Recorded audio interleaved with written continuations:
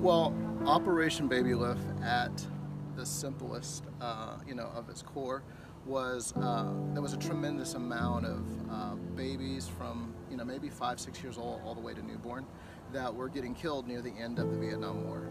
And just before the fall of Saigon, they decided to evacuate thousands upon thousands of babies out of Vietnam. But then when other mothers and families started realizing that they could possibly get their baby out of the country through Operation Babylift, even more babies showed up. Literally, they were just shoving the babies into buses, cars, anything they could do to get rid of or to get their baby out of the country.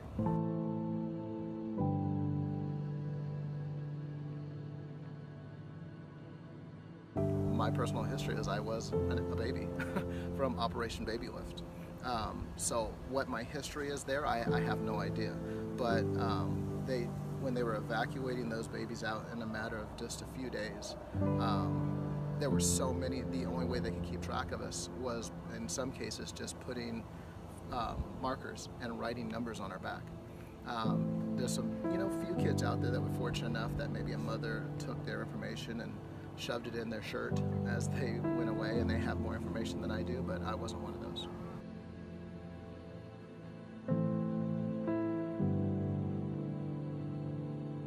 It was 1999 when I found out I was adopted at all, and that was at my mother's funeral.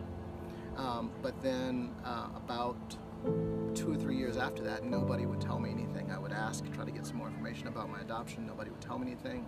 My dad died in 2004, and then about 2008, 2009, I actually ran into somebody that let me know that I was indeed an Operation Babylift adoptee, and I had no idea what Operation Babylift even was.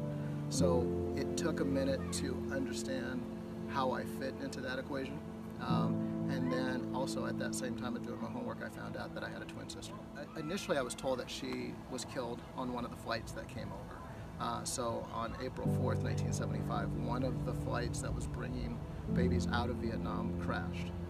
There is so much inconsistent information about that crash. Some say everybody survived. Other reports say that everyone died. Some say that there was 70 to 80 survivors, but there was no way of knowing because there was so many people crammed onto this plane, and it wasn't like it was written down. They knew exactly who was there.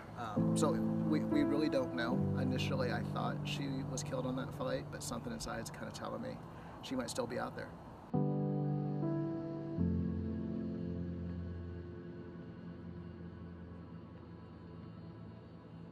So what I want to accomplish first is the overall goal is to write a biography of my story.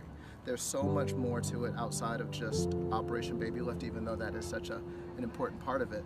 But people don't know what happened to Operation Babylift adoptees when they came to this country. It was a secret. People don't know that it was hidden. There's Operation Babylift adoptees that are out there right now that don't even know that they were part of that, just like I didn't know myself.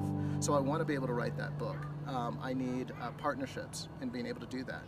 I have some very strange blocks that I can talk about it openly, but I have a lot of difficulties of being able to write about it, so I need assistance there. And I'd also like to go back to Vietnam and look at some of the other areas where there was a lot of babies that did not get out, that are still there, that are separated from their family.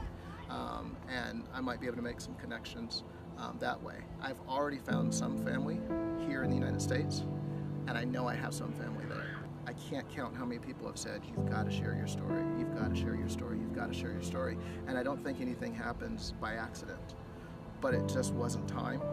And for whatever reason it is, it's time now.